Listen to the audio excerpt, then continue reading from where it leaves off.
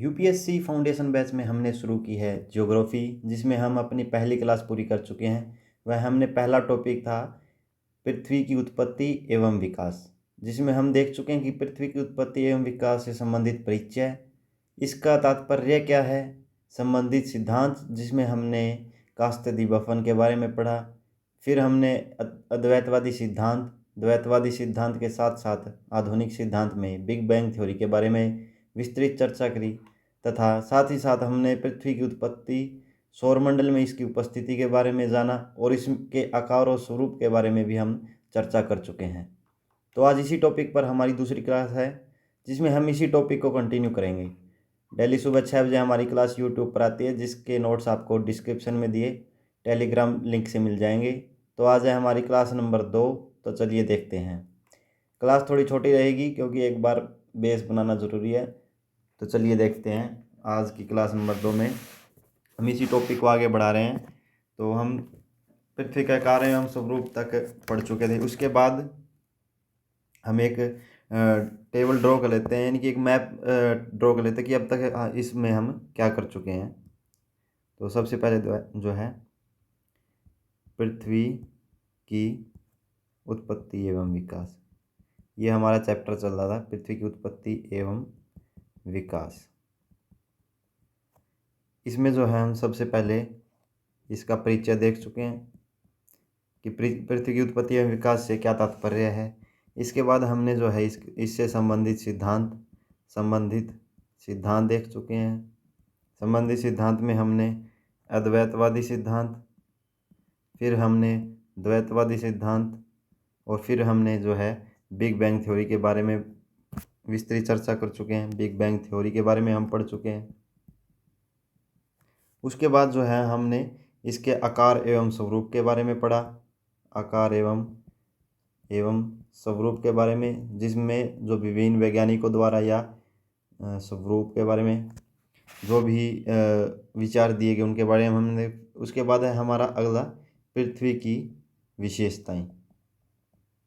पृथ्वी की विशेषताएं, इसमें जो है आज हम हमारा टॉपिक यहाँ आकार एवं स्वरूप तक हम कर चुके हैं। आज हमारा टॉपिक शुरू हो रहा है पृथ्वी की विशेषताएं। पृथ्वी की विशेषताएं जो है हम पढ़ेंगे सबसे पहले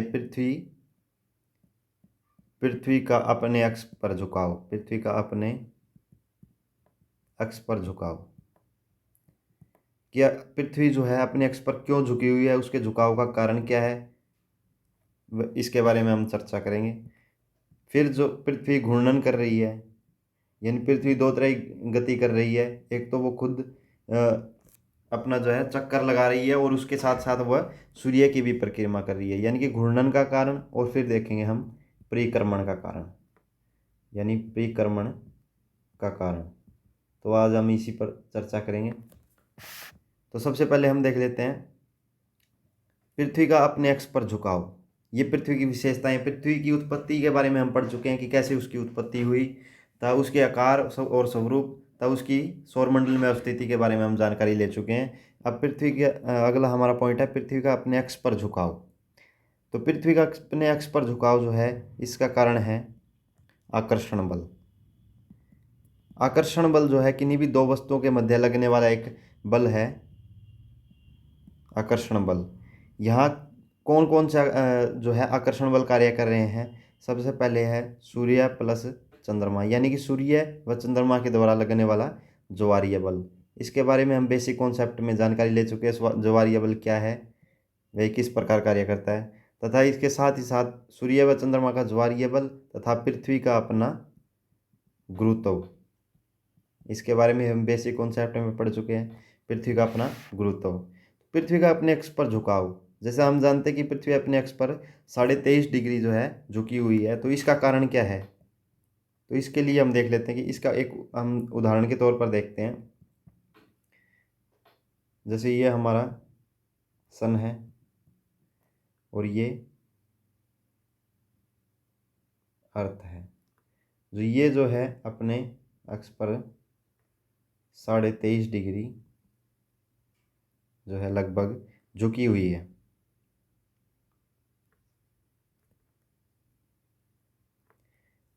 तो सूर्य और अर्थ के बीच में जो है सूर्य और पृथ्वी के बीच में कौन सा बल कार्य कर रहा है।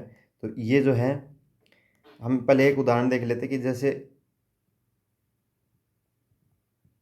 एक आदमी यहाँ, दो आदमी यहाँ हैं, इनके बीच में जो है ये टग ऑफ वॉर, यानी कि जो है रस्सी को पकड़े हुए हैं, वे अपनी तरफ खींच रहे हैं। दो आदमी इस साइड हैं जो इन्होंने आपस में रस्सी पकड़ रखी है। ये मान लेते हैं कि यहाँ लगने वाला फोर्स, यानी कि ये जो अपनी तरफ रस्सी को खींच रहे हैं, यहाँ लगने वाला फोर्स इनके द्वारा लगाए गए बल के, यानी कि फोर्स से ज़्यादा है। यानी इनके द्वारा लगाया बल कम है, वही इनके द्वारा लगाया गया बल जो है ज़्यादा है। तो ये क्या करेंगे कि अपने बचाव के लिए, यानी कि अगर ये जोर नहीं लगाएंगे तो ये अपनी तरफ इसको खींच लेगा। तो ये क्या करेंगे कि अपने रस्सी को पकड़े थोड़ा अपनी जगह पे क्या है, झुक जाएंगे, पीछे की साइड जो है झुक जाएंगे। ये अपने बचाव के लिए, किस लिए, अपने बचाव के लिए, ताकि इनका बैलेंस बना रहे।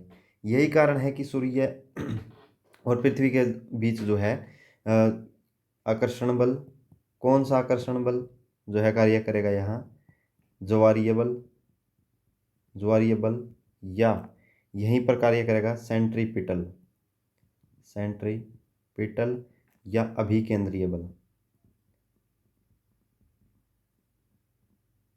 अभिकेंद्रीय बल यानी कि जो है केंद्र की तरफ लगने वाला बल अभिकेंद्रीय बल, व केंद्र से बाहर की तरफ लगने वाला बल जो है अपकेंद्रीय बल।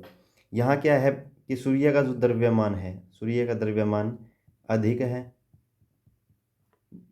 पृथ्वी की अपेक्षा। पृथ्वी का द्रव्यमान जो है सूर्य की अपेक्षा कम है, द्रव्यमान सूर्य की अपेक्षा कम है।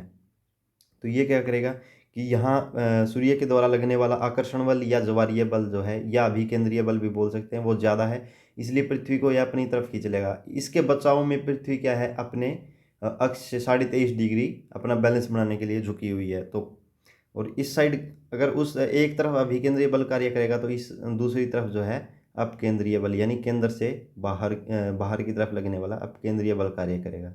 इसलिए पृथ्वी अपने बचाव में जो है 23.5 डिग्री झुकी हुई है। ये तो कारण था कि पृथ्वी का अपने अक्ष पर झुकाव का कारण है, यानी कि पृथ्वी जो है अपने अक्ष पर 23.5 डिग्री क्यों झुकी हुई है, क्योंकि इसका प्रमुख कारण है आकर्षण बल, सूर्य व चंद्रमा के द्वारा लगने वाला ज्वारीय बल व पृथ्वी का गुरुत्व। इन तीनों के जो है परिणाम स्वरूप पृथ्वी अपने अक्ष पर अपने बचाव में 23.5 डिग्री झुकी हुई है, क्योंकि सूर्य का द्रव्यमान अधिक व पृथ्वी का द्रव्यमान कम, जिसके कारण सूर्य द्वारा लगने वाला आकर्षण बल जो या ज्वारीय बल या अभिकेंद्रीय बल अधिक है, बजाय कि पृथ्वी द्वारा लगने वाले गुरुत्व बल या अपकेंद्रीय बल की अपेक्षा। इसलिए पृथ्वी अपने बचाव में 23.5 डिग्री झुकी हुई है। उसके बाद हमारा अगला पॉइंट है, यह है घूर्णन का कारण, घूर्णन प्लस परिक्रमण का कारण। यानी कि पृथ्वी अगर घूम रही है तो उसका क्या कारण है। तो सबसे पहले जो है हम देख लेते हैं कि ये हमारी पृथ्वी है, इसके ऊपर जो है महाद्वीप भी हैं प्लस महासागर भी हैं, जहाँ महाद्वीप की अपेक्षा महासागरों की जो है संख्या व दूरी जो है ज़्यादा है। तो महाद्वीपों पर जो क्रस्ट मिलेगी, यानी महाद्वीपीय सतह को हम बोलेंगे कॉन्टिनेंटल क्रस्ट, महाद्वीपीय सतह को बोलेंगे कॉन्टिनेंटल क्रस्ट, व महासागरीय को बोलेंगे हम ओशियन क्रस्ट। ये हमारी पृथ्वी है। तो पृथ्वी के ऊपर महाद्वीप है प्लस महासागर है, जहाँ महासागरों की जो है संख्या अधिक है बजाय कि महाद्वीप के। तो महाद्वीप पर मिलने वाली क्रस्ट कॉन्टिनेंटल क्रस्ट, महाद्वीप पर मिलने वाली क्रस्ट महा ओशियन क्रस्ट। तो हम एक यहाँ पृथ्वी का जो है सही जो डायग्राम है वो ड्रॉ कर लेंगे।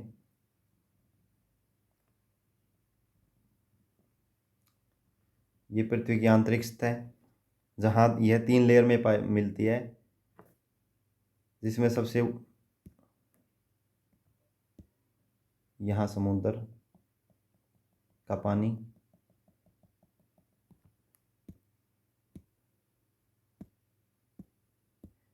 तो जो सबसे ऊपरी सतह है उसको बोलेंगे क्रस्ट, उसके बाद मेंटल और उसके बाद कोर। यानी पृथ्वी की सबसे ऊपरी सतह जो है उसको क्रस्ट, उसके अंदर वाली मेंटल और सबसे अंदर वाली कोर। तो ये जो है ये यानी कि महासागरों के नीचे वाली सतह, इसको बोलेंगे ओशियन क्रस्ट, ओशियन क्रस्ट। और महाद्वीप यानी महाद्वीपों के नीचे नीचे वाली सतह को जो बोलेंगे इसको कॉन्टिनेंटल, कॉन्टिनेंटल क्रस्ट। और समुद्र के नीचे वाली सतह ओशियन क्रस्ट। तो अब हम इसमें देख लेते हैं कि कॉन्टिनेंटल क्रस्ट और ओशियन क्रस्ट में क्या डिफरेंस है। सबसे पहले हम कॉन्टिनेंटल क्रस्ट देखते हैं कि ये ग्रेनाइट, इनका निर्माण ग्रेनाइट प्लस नीस और उसके साथ साथ जो है ग्रेनाइट प्लस नीस चट्टानों से हुआ है। यानी किस प्रकार की चट्टानों से इनका निर्माण हुआ है, ग्रेनाइट प्लस नीस। ये प्रीलिम्स के पॉइंट ऑफ व्यू से भी जो है इंपॉर्टेंट है कि प्रश्न आ सकती है कॉन्टिनेंटल क्रस्ट निम्न में से किसके द्वारा निर्मित है, तो ग्रेनाइट प्लस नीस चट्टानों से जो है निर्मित है। प्लस इसके अंदर क्या है, सिलिका प्लस एल्यूमिनियम, इसकी बहुतायत है। यानी ग्रेनाइट प्लस नीस चट्टानों से तथा इसके अंदर सिलिका प्लस एल्यूमिनियम की जो है द्वारा निर्मित है। तथा कॉन्टिनेंटल क्रस्ट का घनत्व ओशियन क्रस्ट की अपेक्षा कम है। ये इंपॉर्टेंट पॉइंट है कि ओशियन क्रस्ट का घनत्व अधिक है और कॉन्टिनेंटल क्रस्ट यानी महाद्वीपीय क्रस्ट का घनत्व जो है कम है, क्योंकि यहाँ सिलिका प्लस एल्यूमिनियम तत्व पाए जाते हैं। वहीं ओशियन करंट का जो है बेसाल्ट चट्टानों से निर्मित है, बेसाल्ट चट्टानों से निर्मित। और बेसाल्ट चट्टानों में जो है आपको मैग्नीशियम प्लस चूना प्लस लोहा की बहुतायत है। यानी कि ओशियन क्रस्ट जो है उसका घनत्व अधिक होने का कारण ही क्या है कि ये बेसाल्ट चट्टानों से निर्मित है, और ये बेसाल्ट चट्टानों में मैग्नीशियम चूना व लोहा की बहुतायत है, जिसके कारण इसका घनत्व जो है कॉन्टिनेंटल क्रस्ट यानी महाद्वीपीय क्रस्ट की अपेक्षा अधिक है। जिसके परिणाम स्वरूप क्या है, तो ये हमारी पृथ्वी की जो है आंतरिक सतह, जो अभी हमने पीछे पढ़ा कि घनत्व कम और ज़्यादा के कारण क्या है कि सूर्य के द्वारा लगने वाला, या हम लिख सकते हैं कि सूर्य के द्वारा महासागर पर लगने वाला आकर्षित बल जो है महासागर, क्योंकि महासागर क्रस्ट का घनत्व अधिक है इसलिए महासागर पर लगने वाला आकर्षक बल, इन आकर्षक बल में जो है ज्वारीय बल या अभिकेंद्रीय बल, या इसी को आकर्षण बल भी कह सकते हैं कि आकर्षण बल महाद्वीप पर लगने वाले आकर्षण बल से अपेक्षाकृत अधिक होगा। क्या कारण है अपेक्षाकृत अधिक होने का, क्योंकि महासागरीय जो है क्रस्ट का घनत्व महाद्वीपीय क्रस्ट की अपेक्षा अधिक है, तो उसी वजह से जो आकर्षण बल जो है महासागरों के ऊपर अधिक अपेक्षाकृत अधिक होगा, क्योंकि महासागरीय क्रस्ट का घनत्व अधिक है। यही कारण है। अब हम जड़त्व का नियम देख चुके हैं कि जड़त्व का नियम क्या कहता है कि जो वस्तु जिस स्थिति में है उसी में रहना पसंद करती है। कल हमारा टॉपिक जो है एक उसमें मिस हो गया था कि जड़त्व के बारे में हमें जानकारी लेनी थी। जड़त्व क्या चीज़ है कि जो वस्तु जड़त्व के नियम के अनुसार जो वस्तु जिस स्थिति में है वो उसी में रहना पसंद करेगी। जैसे कोई वस्तु मूविंग में है यानी कि गतिशील है तो वो गतिशील रहना पसंद करेगी, और जो वस्तु रेस्ट में है वो रेस्ट में यानी कि स्थिर है जो वो स्थिर रहना पसंद करेगी, और जो मूविंग बॉडी है यानी कि गतिशील है वो गतिशील रहना पसंद करेगी। यही कारण है कि चलती बस में अगर हम बैठे हैं तो अगर चलती बस में ड्राइवर जो है ब्रेक लगाता है तो बस जो है गतिशील है, वो गति में रहना पसंद करेगी, जबकि जो हमारी बॉडी है उसके अंदर जो बैठे हैं हम वो रेस्ट में है, इसलिए वो रेस्ट में रहना। तो जब ब्रेक लगते हैं तो बॉडी हमारी पीछे की तरफ जाती है, क्योंकि वो उसके हिसाब से जो है रेस्ट में रहना पसंद करेगी। तो ये होगा हमारा जड़त्व का नियम। तो जड़त्व के नियम में हमने ये जानकारी ले ली है। उसके बाद हम जो आगे चलते हैं। तो अब तक जो है हम इसके अंदर देख चुके हैं, हम पढ़ रहे हैं कि पृथ्वी के घूर्णन व परिक्रमण का कारण क्या है। क्योंकि जिधर घनत्व अधिक है और घनत्व जो है ओशियन क्रस्ट का कम है, तो इसके परिणाम स्वरूप क्या है कि सूर्य द्वारा लगने वाला आकर्षक बल जो है ओशियन क्रस्ट पर अधिक है बजाय कि कॉन्टिनेंटल क्रस्ट के। तो इसी में जो है इस पॉइंट को हम ध्यान में रखते हुए अब हम आगे इस टॉपिक को कंटिन्यू करते हैं। अब हम यहाँ एक पॉइंट नोट डाउन करेंगे कि पृथ्वी जो है, पृथ्वी सूर्य की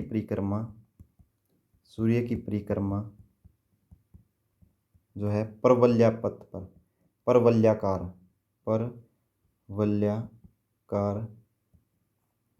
पथ पर कर रही है। इसका मतलब क्या है कि इसका मतलब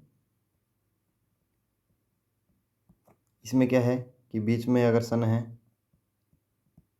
तो जो है पृथ्वी इसके इस प्रकार, यहाँ जो है अर्थ ये जो है पथ जो है परवलयाकार, यानी कि पूरा सर्कल नहीं है, ये सर्कल की बजाय ये जो बीच से जो है पिचका हुआ है वह साइड से निकला, इसका कहते हैं परवलयाकार पथ। इसका मतलब क्या है कि अर्थ व सन की दूरी पूरे पथ पर समान नहीं होती, क्योंकि अर्थ और सन के बीच में जो है पूरे पथ पर जो है दूरी समान नहीं होती। इसका मतलब है कि अर्थ यानी पृथ्वी व सूर्य के बीच की दूरी या की दूरी पूरे पथ पर समान नहीं होती।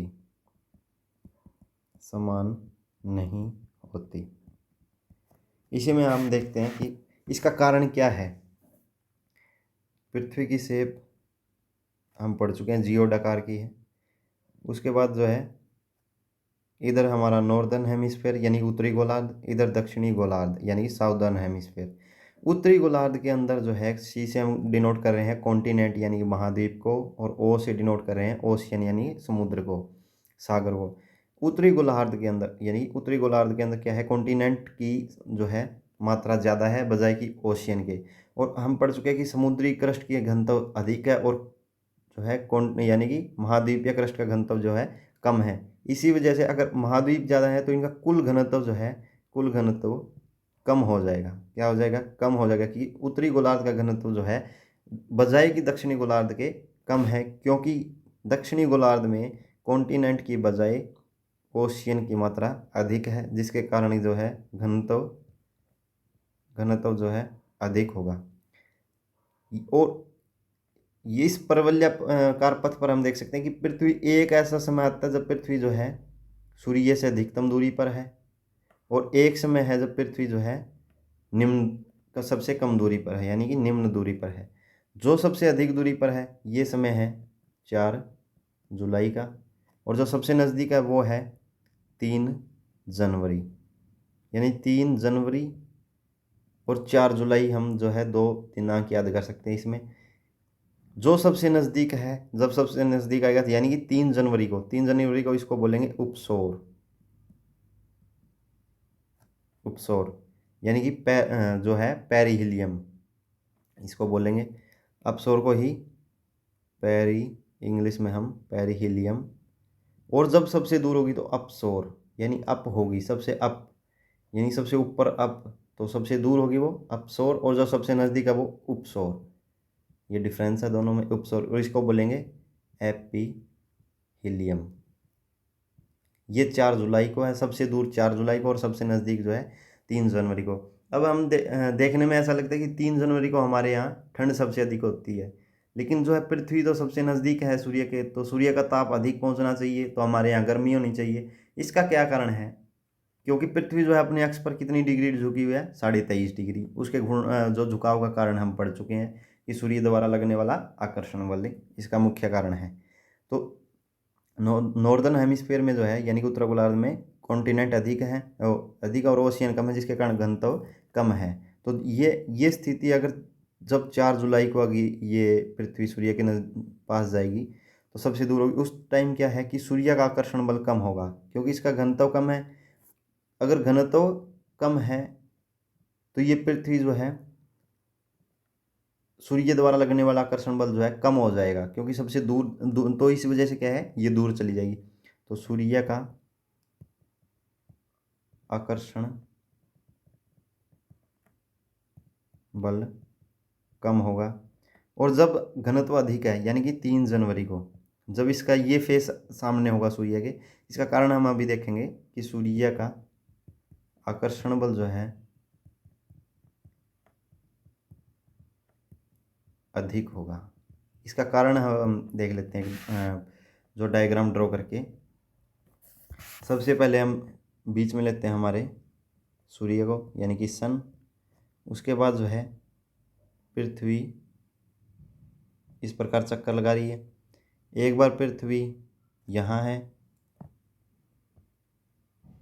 और एक बार पृथ्वी जो है यहाँ है। एक बार अर्थ यहाँ है, एक बार यहाँ। जब सबसे नज़दीक होगी, जब पृथ्वी सबसे नज़दीक होगी, एक बार सबसे दूर होगी। सबसे दूर 4 जुलाई, सबसे नज़दीक 3 जनवरी। ये उपसौर है, ये अपसौर है। इसमें क्या होगा कि जब पृथ्वी सबसे दूर है यानी कि पृथ्वी जो है इस प्रकार अपने एक्स पर झुकी हुई है 23.5 डिग्री। इस समय क्या होगा कि भारत में 4 जुलाई को यहाँ हम नोट करेंगे कि भारत में किस प्रकार की ऋतु होती है। आपको पता है 4 जुलाई में जो है हमारे यहाँ ग्रीष्म ऋतु होती है। दूसरा क्या है, भारत उत्तरी गोलार्ध में है। ये हम इसको समझने के लिए नोट डाउन करें। भारत जो है भारत उत्तरी गोलार्ध में है। साथ ही साथ सूर्य की लंबवत किरणें, सूर्य की लंबवत यानी कि सूर्य की तरफ से आने वाली जो है किरणें, सूर्य की लंबवत किरणें उत्तरी गोलार्ध में सीधी पड़ रही हैं। उत्तरी गोलार्ध में सीधी पड़ रही हैं। तो पहले हम पढ़ चुके हैं कि उत्तरी गोलार्ध में सीधी पड़ रही हैं। क्या अर्थ है इसका कि अब हमारे जो पहले पढ़ा है हमारे वो काम आएगा कि अगर उत्तरी गोलार्ध में अगर सीधी पड़ रही है, उत्तरी गोलार्ध का जो है घनत्व कम है। घनत्व कम होने की वजह से जो है सूर्य का आकर्षण बल उतना ही कम। अगर घनत्व कम हुआ, अगर अर्थ का घनत्व जो है ये सन है, ये अर्थ है, अगर यहाँ घनत्व कम, यहाँ घनत्व जो है अधिक, तो ये जो है इसको अपनी तरफ नहीं खींच पाएगा, तो पृथ्वी जो है इससे दूर चली जाएगी। यही कारण है कि यहाँ अर्थ जो है 4 जुलाई को सबसे दूर होगी। तो सबसे इसका प्रमुख कारण क्या है कि सूर्य की लंबवत किरणें उत्तरी गोलार्ध में सीधी पड़ रही हैं, और उत्तरी गोलार्ध में जो है महाद्वीप अधिक हैं, महाद्वीप कम है, जिसकी वजह से घनत्व जो है कम हो रहा है, और पृथ्वी को उतने बल के साथ जो है सूर्य अपनी तरफ नहीं खींच पाएगा, और पृथ्वी जो है अपने अक्ष पर जो है दूर चली जाएगी तथा उत्तरी गोलार्ध में सूर्य के सामने है। तथा यहाँ क्या है, 4 जुलाई के समय सूर्य की लंबवत किरणें उत्तरी गोलार्ध में सीधी पड़ रही हैं। क्यों? क्योंकि उत्तरी गोलार्ध जो है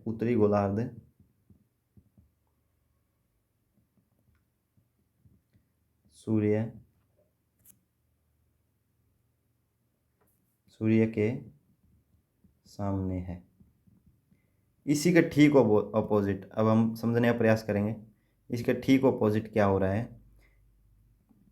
यानी कि 3 जनवरी को भारत में कौन सी ऋतु होगी? भारत में, इसको हम भारत के पॉइंट ऑफ व्यू से देख रहे हैं, समझने का प्रयास करेंगे भारत के पॉइंट ऑफ व्यू से, क्योंकि हमारे लिए इंडियन ज्योग्राफी ज़्यादा इंपॉर्टेंट है। तो साथ के साथ जो हम इंडियन ज्योग्राफी को इसमें जोड़ते चलेंगे। भारत में इस समय क्या होगी?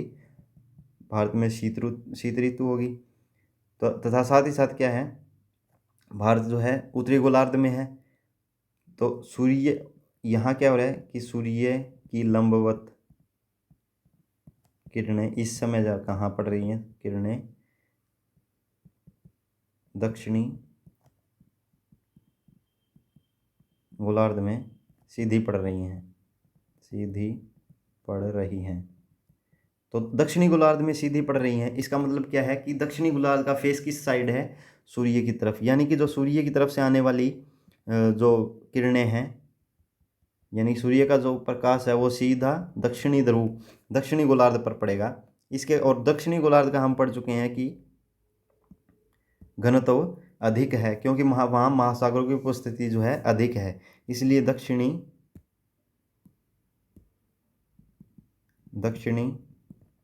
गोलार्ध यहाँ क्या है? गोलार्ध सूर्य के सामने है। तो ये कारण हुआ कि क्योंकि ये जो है इनकी दूरी का जो है, यानी कि परवलयाकार पथ का प्रमुख कारण ही ये है कि दक्षिण एक तरफ जब पृथ्वी का झुकाव जो है एक तरफ अधिक और एक तरफ जो है कम है, झुकाव जो है पृथ्वी के झुकाव के कारण जो है घनत्व जो है उत्तरी गोलार्ध का कम है, जबकि दक्षिणी गोलार्ध का अधिक है। अब जब हम पढ़ रहे हैं कि इसके पृथ्वी के घूर्णन का क्या कारण है। अब हम देखते हैं कि जैसे हमने एक वो लिया, जैसे यहाँ एक जेल है, इसमें एक आदमी बंद है, एक यहाँ से पुलिस वाला जा रहा है, इसके पास एक चाबी की जो है एक जेल को बंद करने के लिए जो है चाबी का गुच्छा है, इसने इससे ये चाबी का गुच्छा यहाँ गिर गया। अब इसके पास है चुंबक, यहाँ कुछ छोटी चाबी हैं कुछ बड़ी चाबी हैं। अब इसने चुंबक जैसे ही ये नज़दीक लेके आएगा तो जो बड़ी चुंबक है वो क्या करेंगी? इसकी तरफ ऐसे सरकेंगी, ऐसे मूव करेंगी जो बड़ी चुंबक है, क्योंकि बड़ी चुंबक का जो है आकर्षण बल अधिक होगा, तो बड़ी चुंबक जो है उस तरफ सरकेंगी।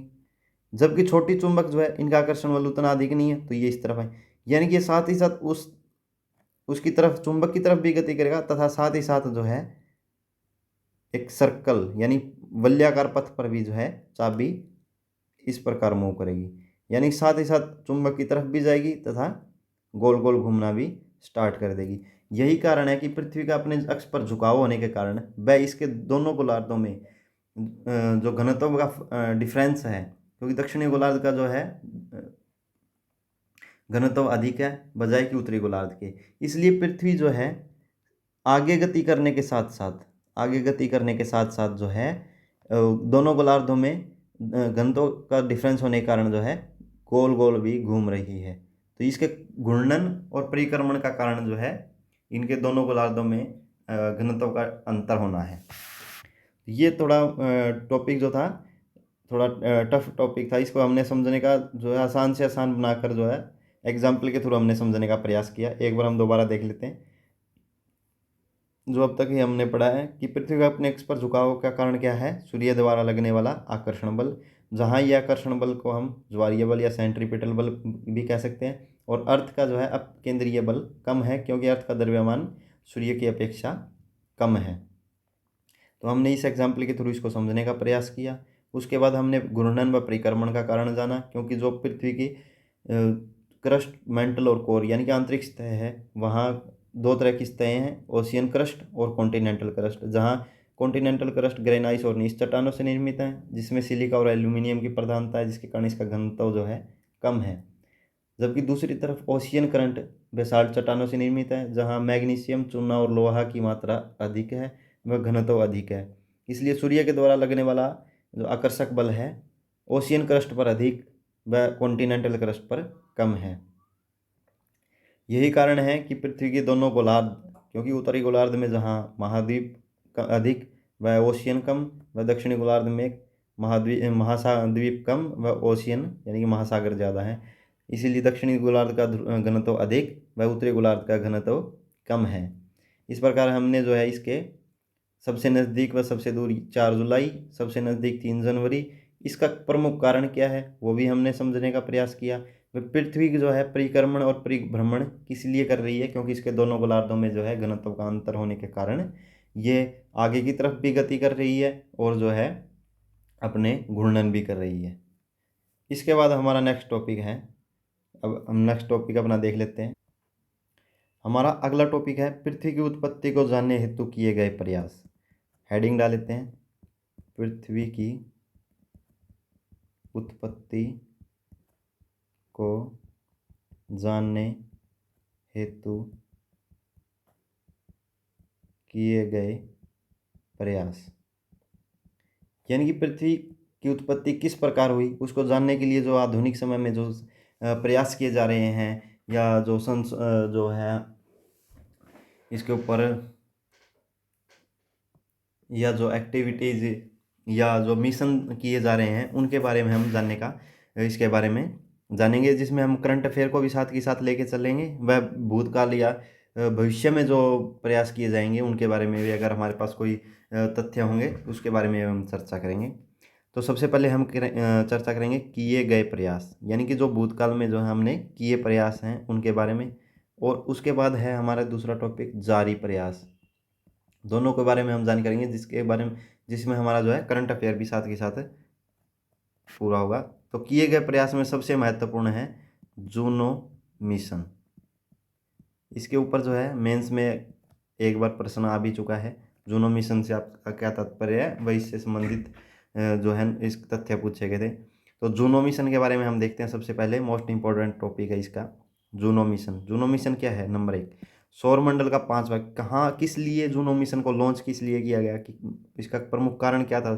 तो सौरमंडल का 5वां ग्रह। ये टॉपिक करने से पहले आपके लिए जो है जूनो मिशन अगर आप करते हैं तो इसके लिए कुछ थोड़ा जो है याद रखने के लिए हम ट्रिक का भी सहारा लेंगे कि जूनो मिशन अगर कभी भी आता है हम 5 नंबर जरूर याद रखेंगे। कौन सा नंबर? 5 नंबर, यानी कि सौरमंडल का 5वां ग्रह कौन सा, जिसको हम जो है जूनो भी कह सकते हैं या बृहस्पति। जूनो नाम भी है और बृहस्पति ग्रह के पर प्रयास किए गए, यानी बृहस्पति ग्रह के अध्ययन हेतु इसको जो है लॉन्च किया गया। तारीख क्या थी? 5 अगस्त। फिर से 5वां ग्रह 5 अगस्त 2011 को प्रक्षेपित किया गया, यानी कि लॉन्च किया गया इसको। किसके द्वारा? नासा जो अमेरिका की स्पेस एजेंसी है। कितने वर्षों के लिए? फिर 5 वर्षों के लिए के उपरांत, यानी कि जब अगर 2011 में इसको लॉन्च करें तो 5 वर्षों के उपरांत जो है कब? तो 5 इसमें ऐड करेंगे 2016, यानी कब? 5 जुलाई से अगला मंथ अगस्त में लॉन्च किया गया, और उससे पिछला मंथ जो है 5 अगस्त 5 जुलाई, और इसमें 5 ऐड करेंगे 2016 को बृहस्पति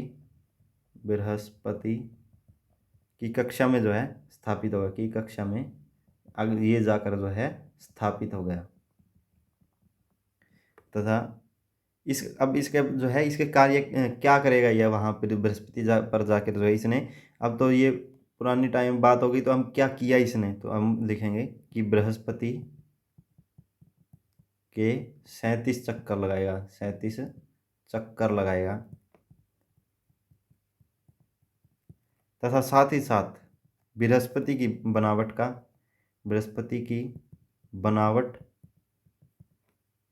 का अध्ययन, तथा साथ ही साथ जो है चुंबकीय, यानी बृहस्पति ग्रह के ऊपर जो चुंबकीय क्षेत्र प्रेजेंट है, चुंबकीय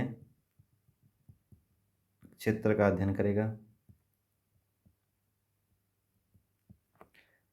तथा बृहस्पति ग्रह पर जो है मौसम संबंधी जानकारी एकत्रित करेगा, मौसम संबंधी जानकारी एकत्रित करेगा।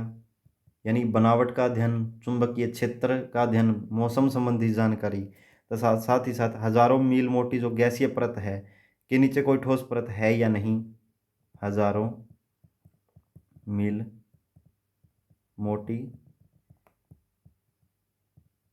गैसीय परत के नीचे ठोस परत है या नहीं, इसकी भी जो है जांच करेगा, इसके बारे में जानकारी एकत्रित करेगा तथा इसके साथ हाइड्रोजन प्लस ऑक्सीजन की उपस्थिति, हाइड्रोजन प्लस ऑक्सीजन की उपस्थिति अगर प्रेजेंट है तो मात्रा का अध्ययन, प्रेजेंट है तो उनकी मात्रा का अध्ययन करेगा। इसके साथ बृहस्पति के ध्रुवों के पास, यानी कि बृहस्पति के ध्रुवों के पास मैग्नेटोस्फीयर क्षेत्र, यहाँ हम नोट करेंगे मैग्नेटोस्फीयर क्षेत्र जो पृथ्वी पर भी उपस्थित है,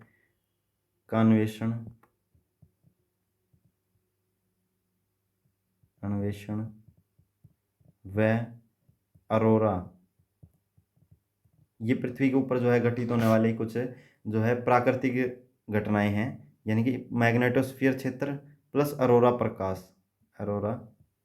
प्रकाश की घटना होती है या नहीं, इसकी जानकारी एकत्रित करेगा। इसके साथ साथ जो है चुंबकीय क्षेत्र मौसम को प्रभावित, अगर ये जो चुंबकीय क्षेत्र का अध्ययन करेगा प्लस ये चुंबकीय क्षेत्र जो है मौसम को प्रभावित करता है या नहीं, मौसम को प्रभावित करता है या नहीं, इसकी बात जानकारी भी एकत्रित करेगा।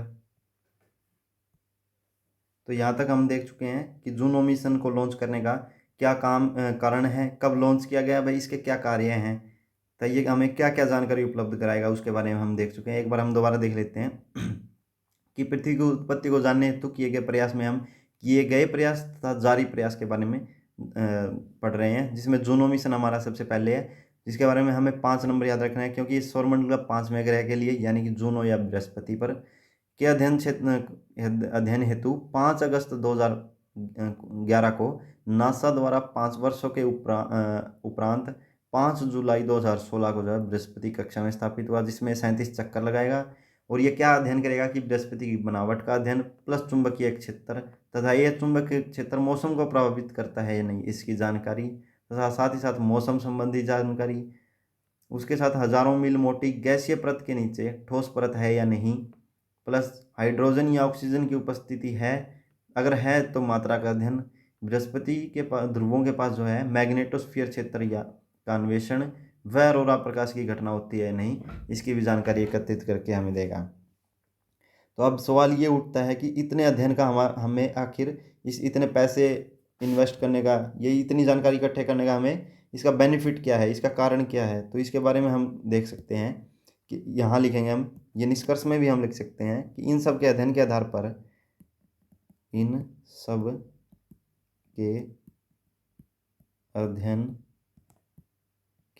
पर यह तय किया जा सकेगा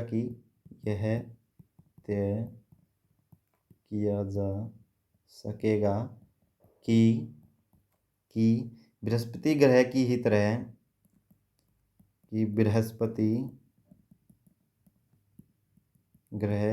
ही तरह पृथ्वी अपने विकास के समय किन परिस्थितियों से होकर गुजरी होगी या भविष्य में किन परिस्थितियों से होकर गुजर सकती है, से होकर गुजर सकती है। यानी इसके अध्ययन का प्रमुख कारण ये है कि अगर हम पृथ्वी के यानी पृथ्वी के अलावा अन्य ग्रह जो हैं उनके अगर अध्ययन करते हैं तो ये हमें अध्ययन कर सकते हैं कि वह ग्रह पृथ्वी की अपेक्षा आगे चल रहा है या पीछे है। यानी कि अगर वहाँ जीवन था तो वो क्यों नष्ट हुआ, उसका कारण पता करके हम जो है पृथ्वी के ऊपर जो है जिंदगी को बचा सकते हैं, वहाँ के जीवन को बचा सकते हैं। और अगर वो पीछे है तो पृथ्वी जो है आगे अपने विकास जो अन्य ग्रहों पर जो है जीवन किस प्रकार बनाया जा सकता है या स्थापित किया जा सकता है उसके बारे में हम अध्ययन कर सकते हैं। यानी कि बृहस्पति ग्रह की तरह पृथ्वी अपने विकास के किन किन परिस्थितियों से होकर गुजरी होगी या भविष्य में किन परिस्थितियों होकर गुजर सकती है, क्या अध्ययन के बारे में हमें जानकारी प्राप्त हो सकती है। उसके बाद जो है अभी जो जारी प्रयास हैं, अब हम देख लेते हैं जारी प्रयास के बारे में।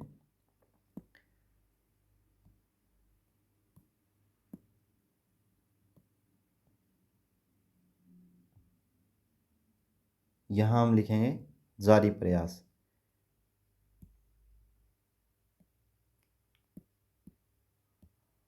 यहाँ हम लिखेंगे जारी प्रयास।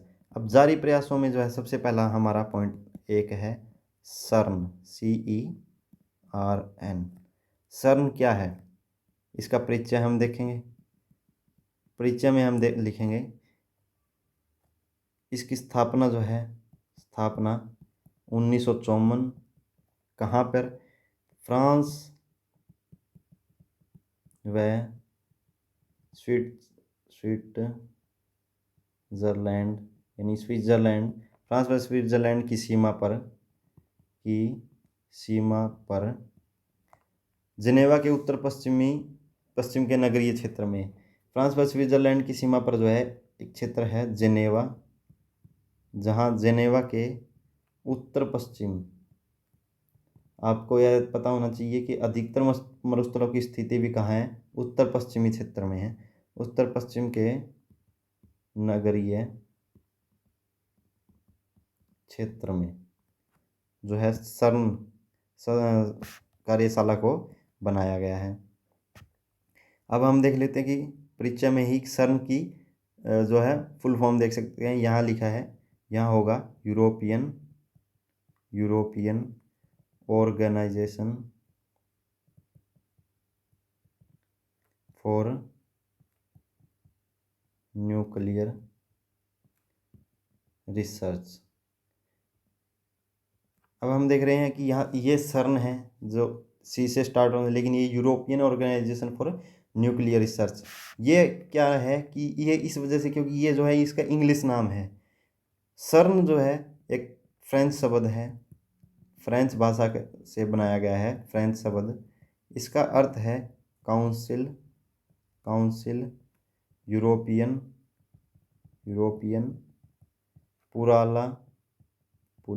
पुराला रिसर्च न्यूक्लियर।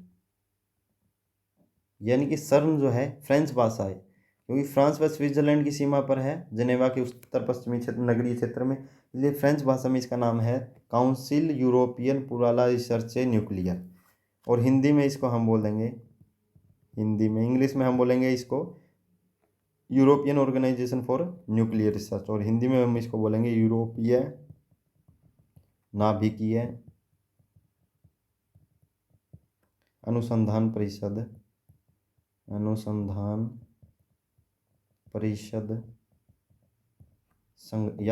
या संगठन भी हम इसको बोल सकते हैं। अब हम देख लेते हैं कि वर्तमान में इसके 22 सदस्य हैं। यहाँ जो है आपको ये प्री में भी पूछ सकते हैं, इसके बारे में 4 आपको पॉइंट लिख देंगे, इसकी फुल फॉर्म, वर्तमान में इसके कितने सदस्य हैं, यह कहाँ स्थित है, कब निर्मित हुआ, तो जो है आपको उनमें से ऑप्शन चूज करने होंगे। या आपको मेंस में जो है सर्न के बारे में, अभी तक तो वैसे इसके बारे में नहीं पूछा गया, लेकिन पूछा जा सकता है कि सर्न के बारे में, सर्न क्या है, वह इसका उद्देश्य है और के बारे में भी। अब हम देख लेते हैं कि सर्न की उद्देश्य, सर्न आखिर स्थापित क्यों किया गया, इसका उद्देश्य क्या था। प्लस उपलब्धियां, अगर इसने कुछ एक्सपेरिमेंट किए और उसमें अगर इसको कुछ उपलब्धियां प्राप्त हुई है तो वो उपलब्धियां क्या हैं, यानी उद्देश्य प्लस उपलब्धियां। सबसे पहले हम देख लेते हैं उद्देश्य। उद्देश्य है इसका यूनिवर्स यानी ब्रह्मांड, यूनिवर्स की उत्पत्ति कैसे हुई, ये इस जानना इसका उद्देश्य है। प्लस यूनिवर्स जो है कार्य किस प्रकार कर रहा है, किस प्रकार कर रहा है या कैसे कर रहा है, यानी कि यूनिवर्स की उत्पत्ति कैसे हुई, वह यह कार्य कैसे कर रहा है, ये जानना इसका उद्देश्य है। अब हम देख लेते हैं इसकी उपलब्धियों के बारे में। अगर इसने इसके रिसर्च में जाकर अगर कुछ हमें बेनिफिट हुआ है या कुछ जानने को मिला है तो वह क्या है। यहाँ हम लिखेंगे 10 वर्षों की मेहनत के उपरांत, यानी कि 10 वर्षों तक रिसर्च करने के बाद, 10 वर्षों की मेहनत के बाद एक कोलाइडर तैयार किया गया, यानी कि कोई मशीन या इस तरह चैम्बर टाइप तैयार किया गया, यानी कोलाइडर। कोलाइड से आप समझ सकते हैं कि किन्हीं दो वस्तुओं का टकराना, कोलाइडर तैयार किया गया, जिसमें क्या किया इन्होंने, जिसको नाम दिया लार्ज हाइड्रोजन कोलाइडर। इसका नाम था large hydrogen collider, large hydrogen collider. इसमें क्या हुआ, इसमें प्रोटॉन प्लस लेड आयन किस किस की टक्कर करवाएगी, यानी कि कोलाइड करवाएगा प्रोटॉन प्लस लेड आयन को जो है टकराया गया। और जो इनकी गति इतनी अधिक थी कि प्रकाश की गति से, यहाँ हम लिखे हैं इन दोनों को जो है प्रकाश की गति से टक्कर, यानी कि प्रकाश की गति से इनको टकराया। इसी कोलाइडर के अंदर प्रकाश की गति से टकराए। और हम पहले भी पढ़ चुके हैं कि प्रकाश की गति कितनी है, नियरली इक्वल टू, यानी कि लगभग 3 लाख किलोमीटर पर सेकंड, 3 लाख किलोमीटर पर सेकंड इसकी स्पीड है प्रकाश की। इस गति से जो है ये दोनों आपस में टकराए और इनके टक्कर के परिणाम स्वरूप, यानी कि यहाँ हम लिखेंगे परिणाम स्वरूप क्या, प्राथमिक कण का निर्माण। प्राथमिक कण क्या था, इसके बारे में हम कल की क्लास में पढ़ चुके हैं कि ब्रह्मांड की उत्पत्ति ही प्राथमिक कणों से हुई है, प्राथमिक कण का निर्माण हुआ। और यही प्राथमिक कण को क्या नाम दिया गया, हिग्स बोसॉन पार्टिकल या गॉड पार्टिकल, यानी हिग्स बोसॉन पार्टिकल को ही गॉड पार्टिकल के नाम से जाना गया। और यह कहाँ बना, यह प्राथमिक कण को नाम दिया गया जो क्यों बना, क्योंकि सर्न द्वारा किए गए एक एक्सपेरिमेंट में एक कोलाइडर तैयार किया 10 वर्षों के बाद, उसे नाम दिया गया लार्ज हाइड्रोजन कोलाइडर। इसमें प्रोटॉन प्लस लेड आयन को प्रकाश की गति से टकराया गया, जिसमें प्राथमिक कण का निर्माण हुआ। तो हमने यहाँ जो है जारी प्रयासों में सर्न के बारे में व किए गए प्रयासों में जूनो मिशन के बारे में, पृथ्वी की उत्पत्ति से संबंधित जानने हेतु किए गए प्रयासों में हम मिशन के बारे में, जूनो मिशन और सर्न के बारे में हम पढ़ चुके हैं। अब हमारा जो है अगला पॉइंट है कि भारत और सर्न, यानी कि सर्न के एक्सपेरिमेंट या इसके बनने में या इसमें क्या भारत का क्या योगदान है। तो भारत के संबंधित यानी इंडियन ज्योग्राफी के पॉइंट ऑफ व्यू से जो है हम इसको लेते चलेंगे कि भारत एवं सर्न। सबसे पहले 1960 से ही भारत इसका, यानी इसका निर्माण 1954 में हुआ, लेकिन भारत जो है 1960 में इसका सदस्य है। इसका मतलब योगदान है 1960 से ही भारत इसे योगदान दे रहा है, यानी इसके एक्सपेरिमेंट में कोई हिस्सा है या कुछ इस तरह के जो योगदान जो है भारत 1960 से ही सर्न में दे रहा है। उसके बाद जो है 2002 में भारत इसका पर्यवेक्षक सदस्य बना, यानी उस 1960 से जो है इसमें योगदान दे रहा था, लेकिन इसका पर्यवेक्षक सदस्य कब बना, 2002 में। जबकि 2017 में जो है एशियाटिक मेंबर बना। भारत जो है 2017 में एसोसिएट मेंबर बना। 2002 में जो है पर्यवेक्षक सदस्य और 2017 में जो है एसोसिएट मेंबर बना। इसके साथ ही साथ ये तो हो गई इसके सदस्य, ये इसमें भारत का क्या योगदान है। इसके साथ भारत जो है इसमें आर्थिक मदद व विशेषज्ञ मदद, यानी योगदान किस प्रकार के दे रहा है कि ये आर्थिक मदद दे रहा है प्लस विशेषज्ञ है, यानी भारत के जो साइंटिस्ट है वो वहाँ जाकर एक्सपेरिमेंट कर रहे हैं, उसमें अपने सुझाव दे रहे हैं या उसको कैसे बेहतर परिणाम निकाले जा सकते हैं उसके बारे में भी जो है अपनी सेवाएं दे रहे हैं, विशेषज्ञों की सेवा। उसके साथ जो है भारत सर्न की परिषदीय बैठक, किस प्रकार की बैठक, परिषदीय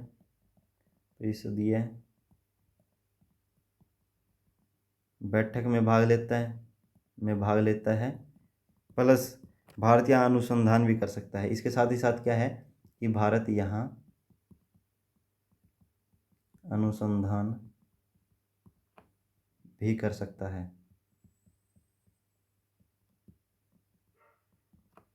तो ये भारत जो है सर्न के संबंधित जो है भारत में इसका क्या, इसमें क्या योगदान है, इससे संबंधित भी हमने पढ़ लिया कि 1907 से ही भारत का इसमें योगदान है। 2002 में इसका पर्यवेक्षक सदस्य बना, जबकि 2017 में इसका एसोसिएट मेंबर बना।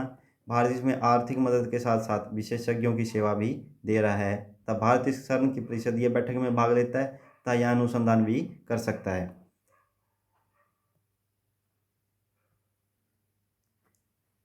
तो इस क्लास में हमने आज जानकारी ली कि पृथ्वी की विशेषताओं में जो है पृथ्वी का अपने अक्ष पर झुकाव का कारण, इसके साथ घूर्णन व परिक्रमण का कारण तथा इसके साथ ही साथ जो है पृथ्वी की उत्पत्ति को जानने हेतु किए गए प्रयास, जिसमें जूनो मिशन तथा जारी प्रयास में हमने सर्न में भारत का क्या योगदान है के बारे में जानकारी प्राप्त की। इस प्रकार हमारी ये जो टॉपिक क्लास चल रही थी, पहली क्लास पृथ्वी की उत्पत्ति एवं विकास से संबंधित, ये हमारा पार्ट 2 था। इसमें हमारा जो है कल की क्लास में हम करेंगे कि पृथ्वी का भूगर्भिक कालानुक्रम, जो एक थोड़ा लेंथी टॉपिक है इसलिए हमने इसको अगली क्लास में डाला है। तो कल जो है हमारा ये पृथ्वी की उत्पत्ति एवं विकास चैप्टर जो है कंप्लीट हो जाए, जिसको हमने 3 पार्ट में, ताकि ये अभी स्टार्टिंग है क्लास होगी तो थोड़ा बेस बनेगा, उसके बाद हम इसको कंटिन्यू जो है आगे प्रोसेस में लाएंगे। तो कल हमारा जो टॉपिक रहेगा कि पृथ्वी का भूगर्भिक कालानुक्रम तथा पृथ्वी की उत्पत्ति एवं विकास को जानने के बहुआयामी प्रभाव, यानी कि महत्व क्या है, हम इतना इन्वेस्टमेंट या इतना समय जो है इसमें क्यों लगा रहे हैं, इसके क्या महत्व हैं, उसके बारे में हम पढ़ेंगे। तो इसके साथ हमारा जो है ये चैप्टर पृथ्वी की उत्पत्ति एवं विकास कंप्लीट हो जाएगा। तो आज की क्लास में इतना ही। Thank you very much.